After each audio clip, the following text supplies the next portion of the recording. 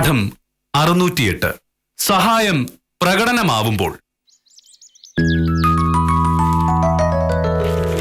സർക്കാർ ഉദ്യോഗസ്ഥന്മാരുടെ സ്ഥലം മാറ്റവും സ്ഥാനക്കയറ്റവും വൈകുന്നു.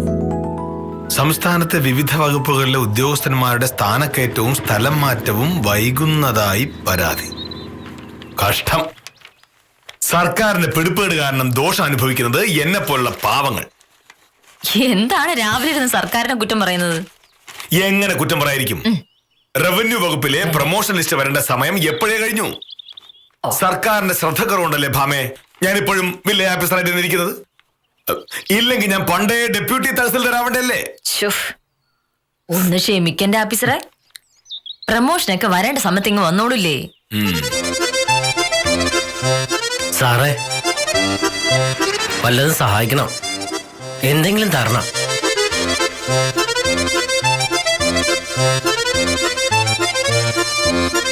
ഇവിടെ വരൂ.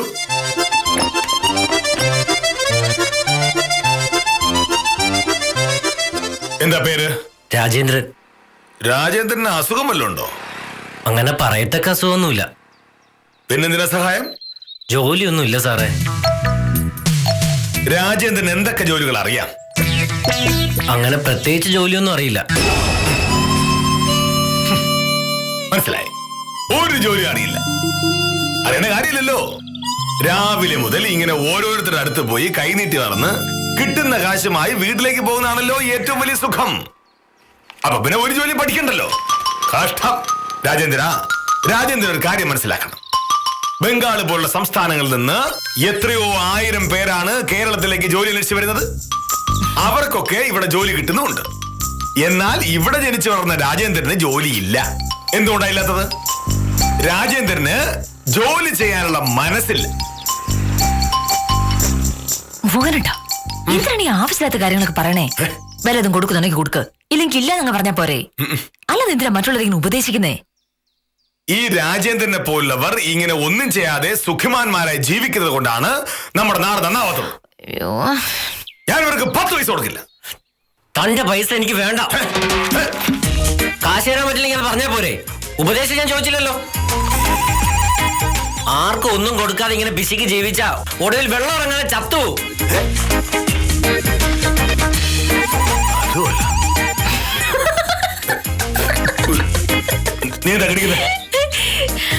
ഒന്നുമില്ല മോനട്ടാ. വടി കൊടുത്ത് അടി മേടിക്കുക എന്ന് പറയുന്നത് ഇതാണോ എന്ന് ഞാൻ ആലോചിക്കായിരുന്നു. ഞാൻ വടി കൊടുത്തുമില്ല, അടി വാങ്ങിയതുമില്ല. കാര്യങ്ങൾ പറഞ്ഞു കൊടുക്കുമ്പോൾ വിഡ്ഢികൾ ഇങ്ങനെയൊക്കെ ചേർന്നിരിക്കും. അത് എന്നെ കുറ്റം പറഞ്ഞിട്ട് കാര്യമില്ല. അതാണ് അറിയാം.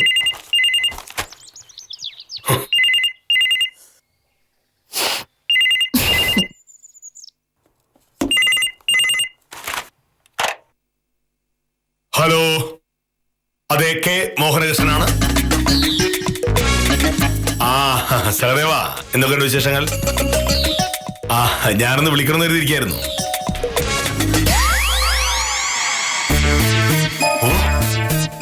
എപ്പോ? ഇല്ല, എന്നെ വിളിച്ചില്ല. അത് ശരി, അത് സന്തോഷമുള്ള കാര്യല്ലേ. എന്തായാലും സഹദേവൻ വിളിച്ചത് നന്നായി. ശരി, ഞാൻ നാളെ താലൂക്ക് ഓഫീസിലേക്ക് വരും. ഇപ്പൊ നിനക്ക് മനസ്സിലായോ കെ മോഹനകൃഷ്ണൻ ആരാണെന്ന്? അതെനിക്ക് മനസ്സിലായിട്ട് വർഷങ്ങൾ കഴിഞ്ഞല്ലോ. അതല്ല പറഞ്ഞത്. റോഡ് വികസനത്തിന് വേണ്ടി ഭൂമി ഏറ്റെടുക്കുന്ന കാര്യത്തിൽ സമരം നടക്കുകയായിരുന്നല്ലോ. 2 ആഴ്ച മുമ്പ് തഹസിൽദാർ എന്നെ വിളിച്ചു പറഞ്ഞു, സമരക്കാരെ സമാധാനിപ്പിച്ചുകൊണ്ട് സ്ഥലം ഏറ്റെടുക്കുന്ന ഒരു പദ്ധതി തയ്യാറാക്കണമെന്ന്. ഞാൻ 1 ആഴ്ച മെനക്കെട്ട് ഒരു പദ്ധതി തയ്യാറാക്കി തഹസിൽദാരെ കൈക്കൊണ്ട് കൊടുത്തു. തഹസിൽദാർ 2 ദിവസം മുമ്പ് അത് കളക്ടറെ ഏൽപ്പിച്ചു. ഇന്നലെ റിപ്പോർട്ട് വായിച്ച കളക്ടർ തഹസിൽദാരെ വിളിച്ച് അഭിനന്ദിച്ചു. മോഹനകൃഷ്ണനെ പോലൊരു വില്ലേജ് ഓഫീസർ ഉള്ളത് റവന്യൂ വകുപ്പിന് ഭയങ്കര ഭാഗ്യമാണെന്ന് കളക്ടർ തഹസിൽദാരെ വിളിച്ചു പറഞ്ഞു. ഒരു കളക്ടർ വില്ലേജ് ഓഫീസറെ പറ്റി അത്രയും നല്ലത് പറയുക എന്ന് പറയുന്നത് ഒരു ചെറിയ കാര്യമാണോ? ഒരിക്കലുമല്ല. ഹലോ സാറേ, ഞാനാ ശശിപാലൻ. എന്താ ശശിപാല? സാറൊരു സംഭവം പറഞ്ഞ കളക്ടർ സാറിന്റെ റിപ്പോർട്ട് വായിച്ച് ഭയങ്കര അഭിപ്രായം പറഞ്ഞെന്ന്. താലൂക്ക് ഓഫീസിലെ ശിവദാസൻ എന്നോട് പറഞ്ഞു. സംഭവം വളരെ സത്യമാണ്. ഞാൻ പറഞ്ഞു ഇത്രയും സന്തോഷമുള്ള കാര്യം വിട്ടുകളയാൻ പറ്റില്ലല്ലോ. സാറ് ചെലവ് ചെയ്യണം. ചെലവോ? എന്തിന്? അല്ല സാർ, കളക്ടർ സാറിനെ പറ്റി അത്രയും നല്ലത് പറയുമ്പോ സന്തോഷമുള്ള കാര്യമല്ലേ? ശിശുപാല, ഞാൻ ഒരു ഉത്തരവാദിത്തപ്പെട്ട വില്ലേജ് ഓഫീസറാണ്. ഞാൻ എന്റെ ജോലി സത്യസന്ധമായി ചെയ്തതിന് കളക്ടർ എന്നെ അഭിനന്ദിച്ചു. അതിന്റെ പേരിൽ ഞാൻ നിങ്ങൾക്ക് ചെലവിന് എന്തിനാണ്? എന്റെ മാതൃക കണ്ടുപിടിക്കുന്നതിന് പകരം കാശ് ധൂർത്തടിക്കാനുള്ള വഴി കണ്ടുപിടിക്കുന്നു. ശിശുപാല, ഇതാണ് നിങ്ങൾ അന്ന് രക്ഷപ്പെടാത്തത്. കഷ്ടം.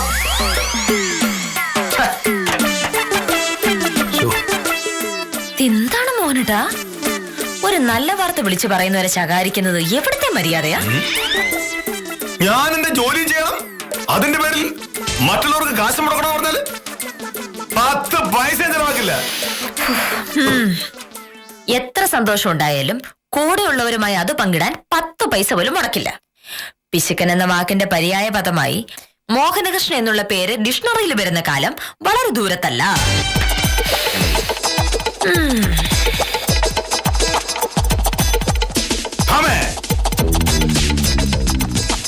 അപ്പൊ നീ എന്താ പറഞ്ഞു വരുന്നത്?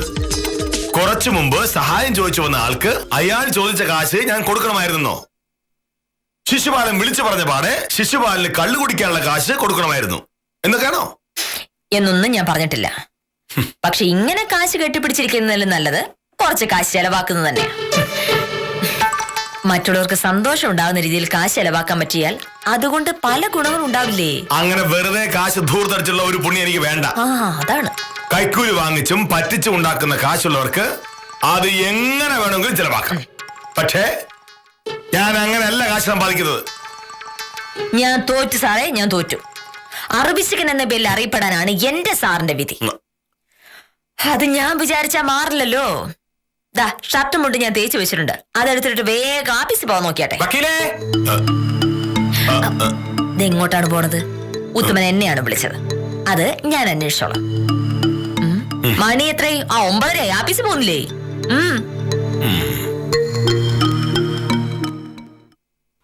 നമസ്കാരം ഡോക്കിയില്ലേ. പിന്നെ രാമൻകുട്ടിയും പ്രസാദും തമ്മിലുള്ള അതിർത്തി തർക്കത്തിന്റെ കാര്യത്തിൽ തീരുമാനമായി. പഞ്ചായത്ത് പ്രസിഡന്റ് ഗോപാലൻ കുട്ടിച്ചേട്ടൻ ഇന്നലെ 2 പേരെയും വിളിച്ച് സംസാരിച്ചു. കേസ് പിൻവലിച്ച് രമ്യതയിലാവാം എന്ന് 2 പേരും പറഞ്ഞിരിക്കുക. നല്ല കാര്യം. കേസുമായി വന്നപ്പോഴേ ഞാൻ പ്രസാദിനോട് പറഞ്ഞതാ ഇത് സംസാരിച്ചു തീർക്കുന്നത് നല്ലതെന്ന്. അപ്പൊ പ്രസാദ് പറഞ്ഞു രാമൻകുട്ടിയെ കോടതി കയറ്റാതെ ഒരു ഒത്തുതീർപ്പിനില്ലാന്ന്. ഇന്നലെ ഗോപാലൻ കുട്ടിച്ചേട്ടനും മെമ്പർ രാജപ്പനും കൂടെ 2 പേരോടും കാര്യമായിട്ട് സംസാരിച്ചു. വെറുതെ കോടതി കയറി കാശ് കളയാതെ പ്രശ്നം തീർക്കാന്ന് പറഞ്ഞപ്പോ രാമൻകുട്ടി ആദ്യമേ സമ്മതിച്ചു. രണ്ടാമത് പ്രസാദ് വിളിച്ചു പറഞ്ഞു ഓ കേസ് പിൻവലിക്കാം എന്ന്. ഇനിയിപ്പോ എന്താണ് വക്കീലെ വേണ്ടത്? 2 പേരോടും കൂടി വക്കീൽ ഓഫീസിലേക്ക് വരാൻ പറ. അവിടെ വെച്ച് എഴുതി ഒപ്പിട്ട് തരണം.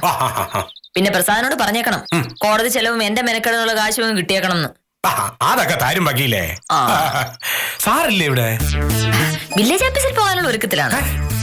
രാവിലെ 1-2 പറഞ്ഞ് വഴക്കുണ്ടാക്കി നേരം പോയത് സാർ അറിഞ്ഞില്ല. ഇപ്പോ ധൃതി പിടിച്ച് വേഷം മാറുന്നു. നിങ്ങൾ തമ്മില് വഴക്കുണ്ടായില്ലെങ്കിലല്ലേ അത്ഭുതമുള്ളൂ. വഴക്കുണ്ടാവും എന്നുള്ള കാര്യം ഉറപ്പാണ്. വഴക്കിന്റെ കാരണം മാത്രം ഇങ്ങനെ മാറിക്കൊണ്ടേയിരിക്കും. ഇങ്ങനെ വഴക്കുണ്ടാക്കാതിരിക്കും ഉത്തമ. ഒരാൾക്ക് ഒരൊറ്റ പൈസ പോലും കൊടുക്കില്ല. ഇന്ന് തന്നെ കളക്ടറെ വിളിച്ച് ഒരു റിപ്പോർട്ട് ഉണ്ടാക്കിയതിന്റെ പേരിൽ അഭിനന്ദിച്ചു. റിപ്പോർട്ട് ഉണ്ടാക്കാൻ കൂടിയ ശിശുപാലൻ ചേട്ടൻ ചോദിച്ചു ചെലവ് ചെയ്യില്ലേ സാറേ എന്ന്. അതിന് ശിശുപാലൻ ചേട്ടനെ പറയാൻ ബാക്കിയൊന്നുമില്ല. അത് ശിശുപാലൻ ചേട്ടന്റെ കുഴപ്പമാണ് വക്കീലേ. മോഹനേഷ് സാറിനോട് സാറിനെ അറിയാന്നുള്ള ആരെങ്കിലും ചെലവ് ചെയ്യുവോ സാറേ എന്ന് പറയൂ. നിസ്സാര കാര്യമല്ലേ ഉള്ളൂ. അതങ്ങ് ചെയ്താൽ മറ്റുള്ളവർക്ക് സന്തോഷം ആവില്ലേ? ഞാനത് പറഞ്ഞ് എന്റെ മെക്കിട്ട് കയറാൻ വന്നു. ഉത്തമൻ എന്തെങ്കിലും ഒരു അത്യാവശ്യം പറഞ്ഞ് 500 രൂപ കടം ചോദിച്ചു നോക്കെ. എന്താ പറയുന്നത് നമുക്കറിയാലോ. അമ്മേ വെറുതെ രാവിലെ സാറിന് വായിരിക്കുന്നത് ഞാൻ തന്നെ കേൾക്കുന്നത്. ഇതൊക്കെ ഒരു രസമല്ലേ ഉത്തമ? എന്തൊരു അത്യാവശ്യമാണെന്ന് പറഞ്ഞാൽ മതി. എന്താണ് വില്ലേജ് ഓഫീസർ പറയുന്നത് നമുക്കറിയാലോ. വേണ്ട വക്കീലെ, ഞാൻ ഇല്ല, ഞാൻ പറഞ്ഞിട്ടുണ്ട്. നമസ്കാരമുണ്ട് സാറേ, ഞാൻ വക്കീലിനെ കാണാൻ വേണ്ടി വന്നതാ. അതിന് മോനട്ടാ ഉത്തമന് ചിട്ടയുടെ കാശ് അടയ്ക്കേണ്ടത് ഇന്നാ. ഉത്തമന്റെ കാശില്ലെന്ന് എന്നോട് ഒരു 500 രൂപ കടം വാങ്ങാൻ വന്നതാ. ഞാനാ അല്ല സാറേ, ഞാൻ അങ്ങനെയൊന്നല്ല. ഉത്തമ, കാശിന് അത്യാവശ്യം വരുമ്പോ മറ്റുള്ളവർ ചോദിക്കുന്നതിൽ എന്താ ഒരു തെറ്റ്? ചിട്ടിയുടെ കാശ് അടയ്ക്കേണ്ട ദിവസം തന്നെ അടയ്ക്കണ്ടേ? മോഹനേട്ടാ, എന്റെ കാശില്ല. ഞാൻ പറയുമായിരുന്നു മോഹനേട്ടനോടൊന്ന് ചോദിക്കാൻ. അതല്ലല്ലോ ഇവിടുത്തെ പ്രശ്നം. രാമൻകുട്ടി പ്രസാദ് തമ്മിലുള്ള കേസ് ഒത്തുതീർപ്പായി. രാമൻകുട്ടിയും പ്രസാദും തമ്മിലുള്ള കേസ് ബാധിക്കുന്നത് ഞാനാണല്ലോ. ആ കേസ് എനിക്ക് പിടിച്ചെന്ന് ഉത്തമനാണ് താനും. ആ വകയില് ഉത്തമന് 500 രൂപ കമ്മീഷൻ തരാമെന്ന് ഞാൻ പറഞ്ഞിരുന്നതാണല്ലോ. അത് കിട്ടിയാൽ, ആ കാശ് കിട്ടിയാൽ ചിട്ടിക്കാശ് അടയ്ക്കാമായിരുന്നു എന്നാണ് ഉത്തമൻ പറയുന്നത്. മോഹനേട്ടനില്ലോട്ടോ ഒരു 500 രൂപ? എന്റെ കയ്യിൽ എന്റെ ഇന്നത്തെ ആവശ്യമുള്ള പൈസ മാത്രമേ ഉള്ളൂ. അത് മാത്രമല്ല, ഇന്ന് ചിട്ടിക്കാശ് അടയ്ക്കണമെന്ന് ഉത്തമന് നേരത്തെ അറിയാമായിരുന്നല്ലോ. അല്ല, അപ്പൊ പിന്നെ പൈസക്കുള്ള വഴി നേരത്തെ നോക്കണമായിരുന്നു. ഇത്തരം കാര്യങ്ങൾ പറഞ്ഞു വന്നാൽ ഞാൻ 1 രൂപ പോലും തരില്ല. അല്ല ഞാൻ കേട്ടല്ലോ ഉത്തമ, ഞാൻ പറഞ്ഞ പോലെ നടന്നില്ലേ? ചുമ്മാതല്ല വില്ലേജ് ഓഫീസറെ നാട്ടുകാര് അറുത്ത് കൈക്ക് ഉപ്പ് തേക്കാത്തവൻ എന്ന് വിളിക്കുന്നത്. അയ്യോ സാറേ, സാറേ ഞാൻ പൈസക്കൊന്നും വന്നതല്ല. വക്കീലിനെ കണ്ടൊരു കേസിന്റെ കാര്യം സംസാരിക്കാൻ വേണ്ടി വന്നതാണ്. ആര് ചോദിച്ചാലും 1 രൂപ പോലും കൊടുക്കാത്ത പിശുക്കനാണ് സാറെന്ന് വക്കീൽ പറയായിരുന്നു. അപ്പൊ ഞാൻ പറഞ്ഞു, സാർ അങ്ങനെയുള്ള ഒരാളേ അല്ല, പാവപ്പെട്ടവരുടെ സങ്കടം കണ്ടു കഴിഞ്ഞാൽ മനസ്സലിഞ്ഞു പോകുന്നൊരു സാധു മനുഷ്യനാണെന്ന്. അപ്പൊ സാർ ഒരു പിശുക്കനാണെന്ന് കാണിക്കാൻ വക്കീല് വെറുതെ ഉണ്ടാക്കി പറഞ്ഞതാണ് എന്റെ ഈ ചിട്ടിക്കാശിന്റെ കഥ. അവൾ അങ്ങനെ പറഞ്ഞപ്പോ ഉത്തമൻ ആ കൂടി. അങ്ങനെയല്ല സാറേ, ഞാൻ അല്ലെന്ന് ഇങ്ങനെ കൈ കാണിച്ചു സാറിന്റെ അടുത്ത് 2-3 പ്രാവശ്യം ഇങ്ങനെ. ഉത്തമൻ വില്ലേജ് അപ്പൊ ശരിയാക്കി തരാം. ശരിയായി. ഇവര് തമ്മിലുള്ള പ്രശ്നത്തിന് ഞാൻ എന്തോന്ന് പിഴച്ച് വക്കീലിന് ഞാൻ വെച്ചിട്ടുണ്ട്. മറ്റുള്ളവരുടെ മുന്നിൽ വെച്ച് ഭർത്താവിനെ പരിഹസിക്കുന്നത് അന്തസ്സുള്ള ഭാര്യയ്ക്ക് ചേർന്നതല്ല. ഈ പാവം ഭാര്യ വിചാരിച്ചാൽ നാട്ടുകാരുടെ പരിഹാസം മാറ്റാൻ പറ്റുമോ മോനേട്ടാ? രാവിലെ സഹായം ചോദിച്ചു വന്ന ആ മനുഷ്യനും ചെലവ് ചെയ്യണോന്ന് പറഞ്ഞ ശിശുപാലൻ ചേട്ടനും മോഹനേട്ടനെ പിശുക്കനെന്ന് വിളിക്കുന്നുണ്ടെങ്കിൽ അതെന്റെ തെറ്റാ? പിന്നെ ഉത്തമന്റെ കാര്യം, ഉത്തമന് മോഹനേട്ടനെ പറ്റി അറിയാത്തായിട്ട് എന്താ ഉള്ളത്? അനാവശ്യമായി പണം ധൂർത്തടിക്കുന്നത് ഒരു കുറവാണെങ്കിൽ ഞാനതങ്ങ് സഹിച്ചു. ആർക്കും ഒരു സഹായവും ചെയ്യാതെ, ആരുടെ സന്തോഷത്തിന് വേണ്ടി ഒരു പൈസ പോലും മുടക്കാതെ ഇങ്ങനെ കാശും കെട്ടിപ്പിടിച്ചിരുന്നിട്ട് എന്തിനാണെന്നാണ് എനിക്ക് മനസ്സിലാവാത്തത്. സഹായം അർഹിക്കുന്നവർക്ക് ഞാനത് ചെയ്യാറുണ്ട്. അങ്ങനെ ഒരു സംഭവം മോഹനേട്ടന്റെ ജീവിതത്തിൽ ഉണ്ടായിട്ടേ ഇല്ല. അത് നിനക്കറിയാത്തതുകൊണ്ടാ. നീ അറിയാതെ ഞാൻ എത്രയോ പേരെ സഹായിക്കുന്നുണ്ട്. അതൊന്നും വെറുതെ പറഞ്ഞു നടന്ന ആളാവുന്ന ശീലമൊന്നും എനിക്കില്ല. എന്തിനാണ് ഇങ്ങനെ കള്ളം പറയണേ? എന്റെ അറിവിൽ മോഹനേട്ടൻ ആരെയും കാശ് മുടക്കി സഹായിക്കില്ല. ആഫീസുള്ളവർക്ക് ഒരു സന്തോഷം പങ്കിടാൻ 10 രൂപയുടെ മിഠായി വാങ്ങി കൊടുക്കുന്നതിൽ പോലും പിശുക്ക്. പിന്നെ എന്റെ കാര്യം പറയാതിരിക്കുന്നതാണോ നല്ലത്? പിന്നെ ആരെയാണ് സഹായിക്കുന്നു പറഞ്ഞത്? പറയാനില്ലേ?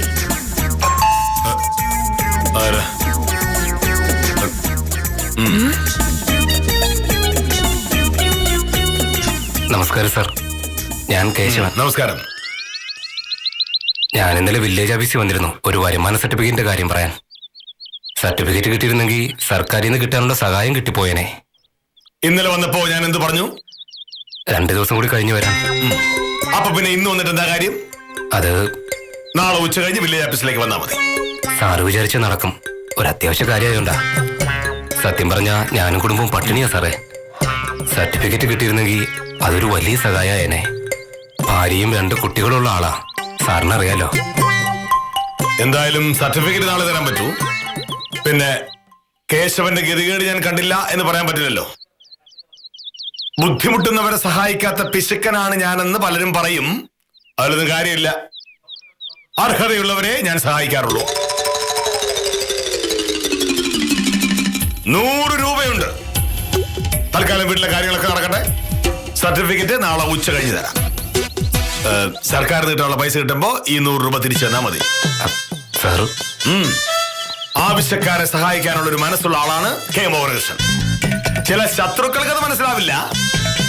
പക്ഷേ കേശവന്റെ കാര്യം മനസ്സിലായല്ലോ. ഓ സാർ. അപ്പൊ ശരി, നാളെ ഉച്ച കഴിഞ്ഞാണ് ഇറങ്ങുന്നു. എന്ത് തങ്കപ്പെട്ട മനുഷ്യനാ. സർക്കാർ ഉദ്യോഗസ്ഥനായാൽ ഇങ്ങനെ വേണം. കിട്ടാനുള്ളത് കിട്ടിയല്ലോ, ഇനി പോയാട്ടെ. ഓ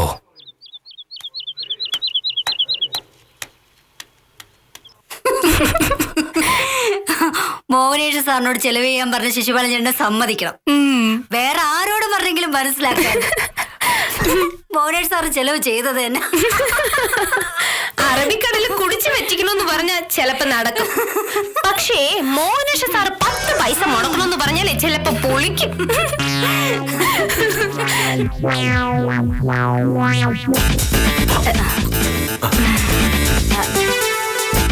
നമസ്കാരം സാർ.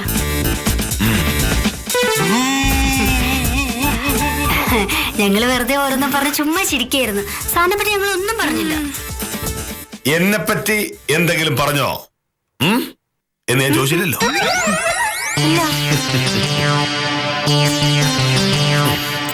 ഇവിടെ ഇതെന്താ സാറേ? ശിശുപാലല്ലേ പറഞ്ഞത് ചെലവ് ചെയ്യണമെന്ന്? കളക്ടർ അഭിനന്ദിച്ചതിന്റെ പേരിൽ ഒരു സന്തോഷത്തിന് ഞാൻ വാങ്ങിയതാ. 50 രൂപയുടെ മിഠായി ഉണ്ട്. ഇത് എന്ത് പറ്റി സാർ? ഞാൻ 10 രൂപ പോലും ചെലവാക്കാത്ത പിശുക്കനാണെന്നാണല്ലോ നിങ്ങളെല്ലാം പറയുന്നത്. എടുത്തോ. പക്ഷേ ഒരാവശ്യം വരുമ്പോ ഞാൻ ഇഷ്ടം പോലെ കാശ് ചെലവാക്കാറുണ്ട്. സ്വയംപ്രഭേ, ഇത് കഴിച്ചിട്ട് എന്റെ വീട്ടിലൊരു വക്കീലുണ്ടല്ലോ, അവളെ വിളിച്ചത് പറയണം ഞാൻ നിങ്ങൾക്കൊക്കെ ഒരുപാട് മിഠായി വാങ്ങി തന്നു എന്ന്. അതെന്തിനാ സാറേ? വേറെ വിളിച്ച് പറഞ്ഞോളൂ, അവള് കാര്യങ്ങൾ അറിയട്ടെ. പ്രഹ്ലാദൻ ചേട്ടനാ, എടുത്തോട്ടെ. എടുത്തോളൂ. പോയി കൊടുക്കാം. പ്രഹ്ലാദനോട് പറയൂ ഞാൻ നിങ്ങൾക്ക് മിഠായി വാങ്ങി തന്ന കാര്യം. ചേട്ടാ, ഞാൻ ഓഫീസിലുണ്ട്. കഴിക്കാൻ മോഹനേഷ് സാർ എനിക്ക് കൊറേ മിഠായി വാങ്ങി തന്നു. കഴിക്കൂ കാഞ്ചന, കഴിക്കൂ. സാർ നിർബന്ധിച്ചൊന്ന് മിഠായി കഴിപ്പിക്കോ. സാറിനൊരു കാര്യം കഴിച്ചു സാറേ, കണ്ടില്ലേ? ഞാൻ കുറച്ച് കഴിഞ്ഞിട്ട് വിളിക്കാം. ഇതെനിക്ക് വിശ്വസിക്കാൻ പറ്റുന്നില്ല സാറേ. നിങ്ങൾക്കൊന്നും എന്നെ ശരിക്കും അറിയില്ല എന്ന് പറയുന്നത് ഇതുകൊണ്ടാണ്. ശിശുപാല, എനിക്ക് താലൂക്ക് ഓഫീസിൽ പോകേണ്ടതായിട്ടുണ്ട്. പോക്കുവരവുള്ള അപേക്ഷയൊക്കെ എടുത്തു വെക്കണം.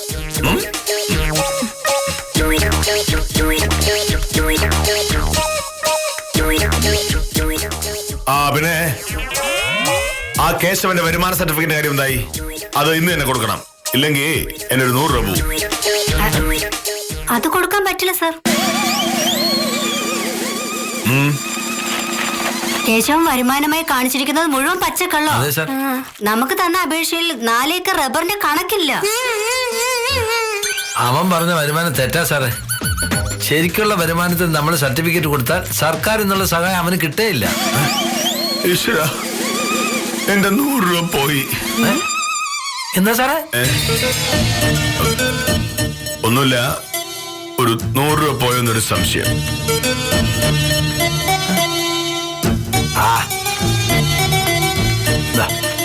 കൊണ്ടുവയ്ക്കും.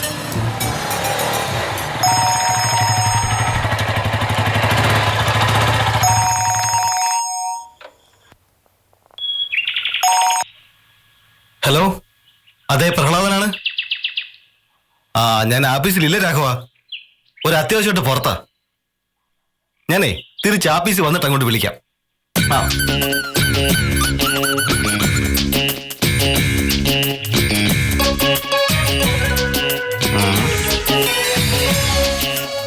തേടിയ വള്ളി കാല് ചുറ്റി. ഇവിടെ വച്ച് കണ്ടത് നന്നായി. 2 എണ്ണം പറയാൻ ഇതിലും പറ്റിയ സ്ഥലം വേറെയില്ല.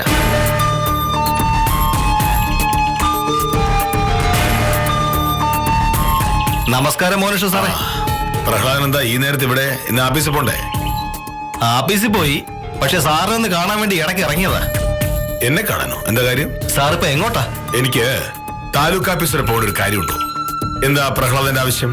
സാർ ഒരു മാന്യനാണെന്നാ ഞാൻ കരുതിയേ. നാട്ടുകാരും അങ്ങനെ പറയുന്നേ. പക്ഷെ കയ്യിലിരിപ്പ് ഇന്നല്ലേ മനസ്സിലായത്. എന്ത് കയ്യിലിരിപ്പ്?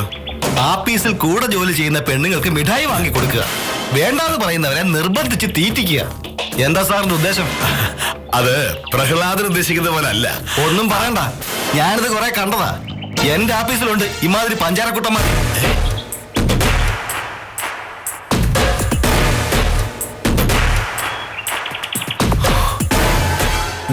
മര്യാദക്കായാലും എല്ലാവർക്കും നല്ലത്. മേലിൽ എന്റെ ഭാര്യ എടുത്ത് പഞ്ചാര അടിക്കാൻ ചെന്ന സാറ് വിവരം അറിയും, മനസ്സിലായോ? പ്രഹ്ലാദൻ എന്തൊക്കെയാ പറയുന്നത്? ഇപ്പൊ പറഞ്ഞതേ ഉള്ളൂ, അടുത്ത പ്രാവശ്യം ചെയ്തായിരിക്കും, ഓർത്തോ? പറയുമ്പോ വലിയ മാന്യം.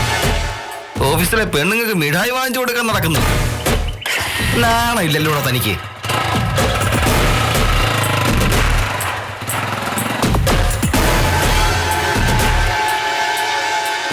സാറേ, ഇവിടെ ഇവിടെ കേശവനോ? നമസ്കാരം സാർ.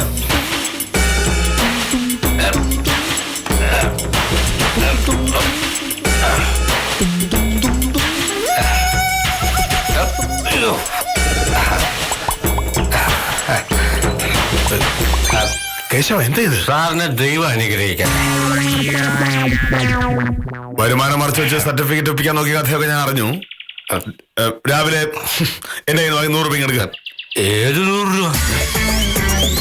സർക്കാരിൽ നിന്നുള്ള ആനുകൂല്യം കിട്ടിക്കഴിയുമ്പോ തിരിച്ചു തരാമെന്ന് പറഞ്ഞ് എന്റെ കയ്യിൽ നിന്ന് വാങ്ങിയ 100 രൂപ. ഞാൻ വാങ്ങിയില്ല, സാറ് തന്നേല്ലേ? വെറുതെ കിട്ടിയ കാശില്ലേ സാറേ, ഞാനും കുടിച്ചു തീർത്തു. സാറൊരു നല്ല മനുഷ്യനാ. എങ്ങനെ ഞാൻ കുടിക്കാനോട് നടക്കുമ്പോഴാ സാർ ചോദിക്കാതെ തന്നെ കാശ് വേണത്. എന്തതിശയമേ മോഹനകൃഷ്ണ സാറിന്റെ സ്നേഹം എത്ര മനോഹരമേ.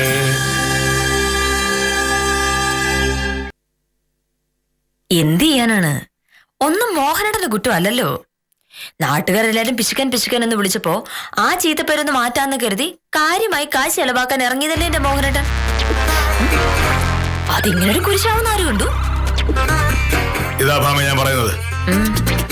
നമ്മൾ വിചാരിക്കുന്ന പോലല്ല മറ്റുള്ളവർ കാര്യങ്ങൾ കാണുന്നത്. ഇന്നത്തെ എന്റെ അവസ്ഥ ആലോചിച്ച് നോക്ക് നീ. കാശ് എത്രയാ ചെലവായത്? എന്നിട്ട് ചീത്ത പേര് മാത്രം ബാക്കി. അത് മറ്റാരുടെയും കുഴപ്പമല്ലല്ലോ മോനേട്ടാ, മോഹനേട്ടന്റെ മാത്രം തകരാറല്ലേ. രാവിലെ കേശവന് കൊടുത്ത കാശിന്റെ കാര്യം മാത്രം ആലോചിച്ച് നോക്കി. എന്നെ തോപ്പിക്കാന്നുള്ള ഒരൊറ്റ ഉദ്ദേശം വെച്ചിട്ടാണ് എന്റെ മുന്നിൽ വെച്ച് അയാൾക്ക് 100 രൂപ കൊടുത്തത്. അയാളുടെ സർട്ടിഫിക്കറ്റ് ശരിയായി കഴിയുമ്പോ ആ കാശ് അയാളെ തിരിച്ചു തരുമെന്നുള്ളൊരു പ്രതീക്ഷയുണ്ടായിരുന്നു. ചുരുക്കി പറഞ്ഞാൽ കാശ് മുടക്കാതെ ഒരാളാവായി. അതല്ലേ പാളിപ്പോയത്. പിന്നെ ആഫീസിന് മിഠായി വിതരണം. ആകെ ചെലവായത് 50 രൂപ. അതിന് 5000 രൂപയുടെ പബ്ലിസിറ്റി കിട്ടണമെന്ന് സാർ ആഗ്രഹിച്ചു. അതിനുവേണ്ടി കാണിക്കാത്ത വേഷം കെട്ടലും ഇല്ല. ഒടുവിൽ എന്തായി? പ്രഹ്ലാദന്റെ വായിരിക്കുന്ന മുഴുവൻ കേൾക്കേണ്ടി വന്നു. സ്വയംപ്രഭ എന്നെ വിളിച്ച് പറഞ്ഞത് വെച്ച് നോക്കിയാ ഒരു വഴക്ക് എനിക്കും ഉണ്ടാക്കാമായിരുന്നു. രാവിലെ ആഫീസിൽ പോകുന്ന ഭർത്താവ് സഹപ്രവർത്തകയെ നിർബന്ധിച്ച് മിഠായി തീറ്റിക്കുന്നു എന്നൊക്കെ കേൾക്കുമ്പോ ഏത് ഭാര്യയായാലും വഴക്കുണ്ടാക്കില്ലേ? വഴക്കുണ്ടാക്കട്ടെ? നീ വഴക്കുണ്ടാക്കില്ലെന്ന് എനിക്കറിയാം. ഓരോ ദിവസം ഓരോരോ അബദ്ധത്തിൽ ചാടിയിട്ട് മുഖവേർപ്പിച്ച് കേറി വരുമ്പോ സമാധാനിപ്പിക്കാൻ ഞാനല്ലേ ഉള്ളൂ. അതല്ലേ നിന്റെ ജോലി. എന്താന്ന്? അതാണല്ലോ നിന്റെ ജോലി. മറ്റുള്ളവരെ ബോധ്യപ്പെടുത്താനായി ഒരാളെ സഹായിക്കുന്നത് അത്ര കേമപ്പെട്ട കാര്യമല്ല. അങ്ങനെ ചെയ്യുന്ന സഹായങ്ങൾ പുലിവാലാകുന്നത് എങ്ങനെയാണ് എന്നാണ് നമ്മൾ കണ്ടു തീർത്തത്. ഈ അനുഭവങ്ങളിൽ നിന്ന് വില്ലേജ് ഓഫീസർ പഠിക്കേണ്ടത് പഠിക്കുമെന്ന പ്രതീക്ഷയിൽ ഇന്നത്തേക്ക് വിടാം.